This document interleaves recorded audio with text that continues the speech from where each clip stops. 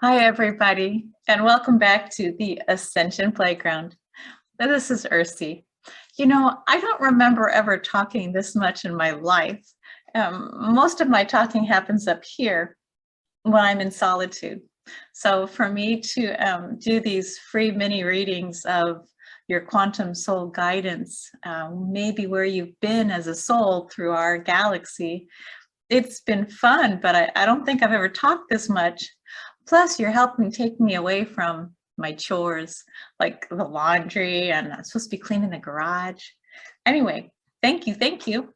So I can't get enough of this. So I'm going to keep going until it feels like it's time to end. But for now, I am giving a little mini reading for a subscriber named Light Anchorer, Rhea. I'm just going to say Rhea, so in case there's someone else with a similar name. Okay, Light Anchorer, we're going to start your mini reading by looking at your astrological wheel. What do we first notice? This line is a horizon line. It's the ascendant to the descendant. And do you see how most of the activity in your chart is below the horizon? This reminds me of a life that is mostly going to be working on personal issues and a little bit on issues with other people, but primarily underground. And that's a good thing in some ways. What's above ground is Neptune, and over here, Chiron, the wound. Each of us has a wound which we can choose to heal from or not. Okay, so that's what I first noticed is a lot is underneath. You know that saying, still waters run deep?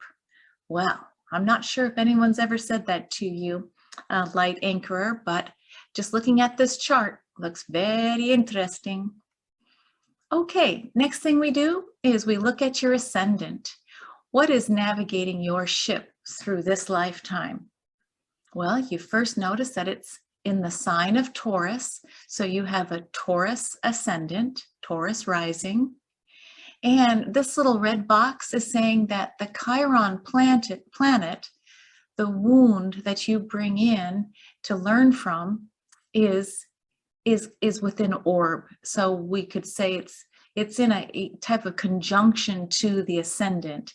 So you may lead as something may have happened, and it's up to you to decide whether you bring this wound out into the world and share it with others.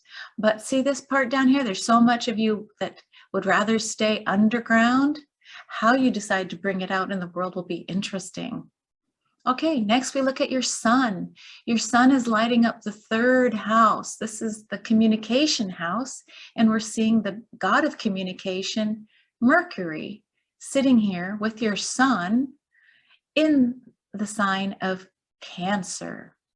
Okay, so Mercury feels happy and at home in the sign, in the third house, and then Cancer is very sensitive.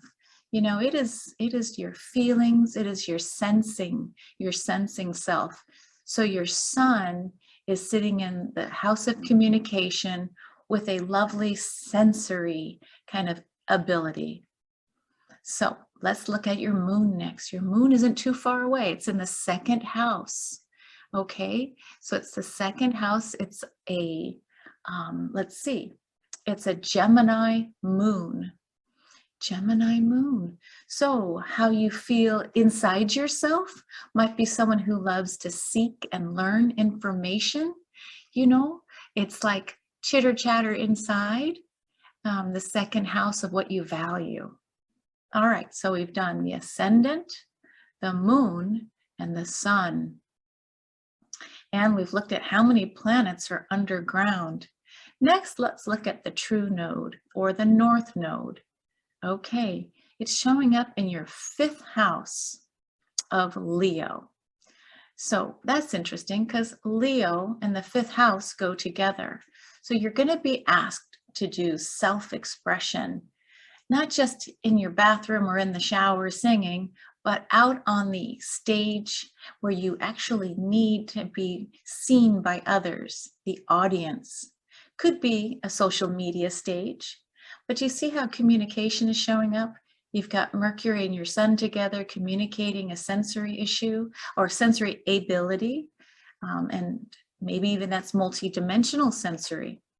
It's hard to say. Well, we'll look at the galactic in a minute, but the North Node sitting in the house of Leo, the 5th house of creative expression. Now here we go again. We've got an intercepted sign. See how Libra, the whole 30 degrees of Libra, is being consumed in the 6th house. And then across the chart, we see Aries is being consumed. So what we say here is Aries, how I assert myself, and then Libra, how I am in one-on-one partnerships.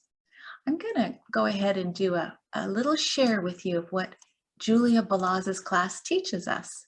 So this is a little sneak peek in case you decide to take the class. There's fun people to meet. All right, so I'm just going to give you this little information. We'll read here. Here we go. Here's some of the issues, and see, light anchor, if this rings true for you or not. Have you in your life struggled with initiation and procrastination, either getting something started or finishing the job?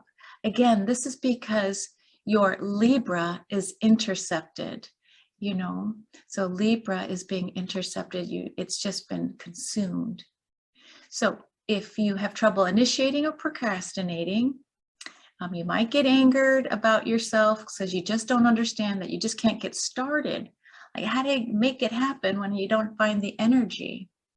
But you could also be resentful for not being assertive and expressing your needs. What do you need, light anchorer? So, and then from the frustration, it can turn to anger, and then, inappropriate other stuff can happen. Okay, so that's just a sneak peek.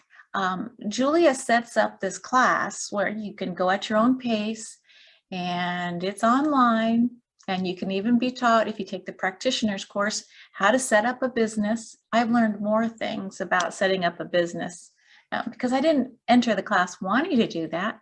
I just wanted to know for my own sake and to kind of analyze myself and my family, my poor family. I'm always looking at them, trying to figure it out. Anyway, maybe that's why there's nobody here today. Anyway, if you take the class, there's also weekly gatherings where we meet and we record sessions on Zoom. So we actually get to meet with Julie and ask her our questions. Or sometimes I help with these little class downloads, sharing about the basics. So anyway, I digress. Let me go back to your chart. Here we go. I'm going to share. And now I'm going to go. Okay, so with you, I haven't even told you your galactic stuff yet. Here we go. I'm just going to jump. When I looked at your chart, here we go. We're going to start down here in Pluto. All right, and we're looking for conjunctions or opposition. Don't have to go too far because here we are on your Pluto in Libra. Right, remember this was the house that is intercepted and has trouble, like one-on-one marriage, partnerships, etc. You've got Tau Ceti here in opposition from a constellation named Cetus. Okay, I'm going to stop sharing for just a minute.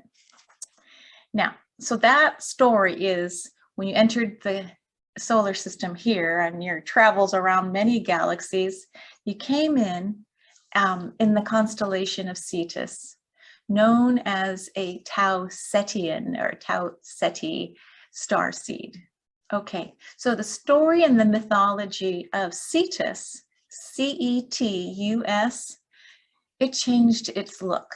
Okay, first it was the water dragon in some of the ancient Asian myth, and it became the whale, the big sea monster that would kind of eat people. And one of the tasks that was set upon one of our heroes in history was to slay Cetus. And so Cetus was going to be the monster that ate Andromeda, the chained princess. So this idea of the narrative of the sea monster now turning whale, and for us in 2022, I don't know too many people who don't love whale energy. I mean, the whales are supposed to have come from Oceania or Sirius, and the dolphins too. So it's one of those very interesting galactic kind of stories. So hold the myth lightly, but just know this idea of working with water, a sea monster, and this idea that you have this extra sensory in Cancer. You may be able to tune into feelings and other people's emotions in a way they would call beyond empathic. Okay, so that's one narrative of where you've come from, Cetus the whale. But as you probably saw, I'm going to share my screen. When we look at what was your most recent lifetime, here we go to your sun. Well, look, there's Cetus again, right? So you're going to count how many large whales you have in your chart. Look how much stuff you have. I mean, come on. Your Mars is chock full of connections. Your Jupiter is chock full of connections. You know, I look at this and I go, yeah, you know, all these portal hopping, you know, Stargate, anytime you see the Ring Nebula, you know, you've really, it looks like you've fought the good fight. Probably sometimes you're the good guy, sometimes you're the bad guy, but you're learning through each of those experiences. You know, yeah, Auriga Capella really stands out.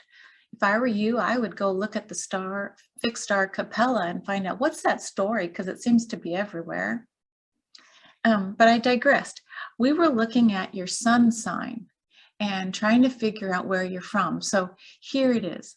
Your most recent lifetime was in Lyra before this Earth carnation. So it's opposite the fixed star Sheliak, and also the Ring Nebula. My goodness, there's another nebula, right? So Lyra and Sheliak. So then I went to go to this site. I just Googled, because I've been telling people, just put in there, you know, Sheliak starseed. And instead, they gave me Lyran starseeds, 23 powerful signs that you are one. I haven't researched this site, Psychic Blaze, but you can do the test. What I did like was this beginning, because here's Sheliak, Vega, Delta, Sheliak, Aladfar, Epsilon, Sulafat. Oh my gosh, here come so many of those little ads. I'm going to, bye-bye ad. But you're going to see that this is the root race of humanoids, okay?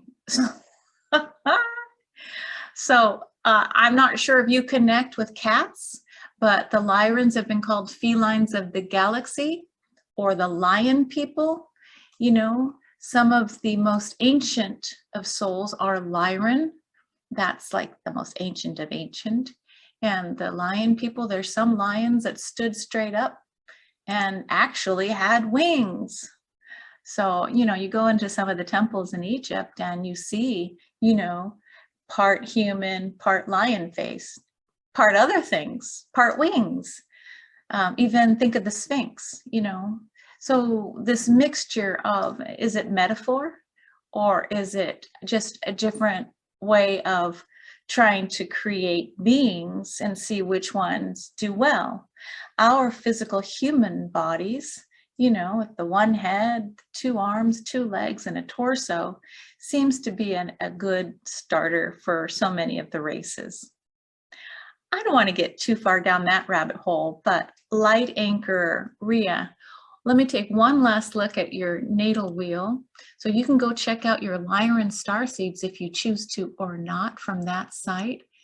Let me go back to, I don't know why. I've never done this as far as like sharing cool things from the astrology charts, but it seems to make sense. Let's see if there's anything else I can share with you. What wants to show up?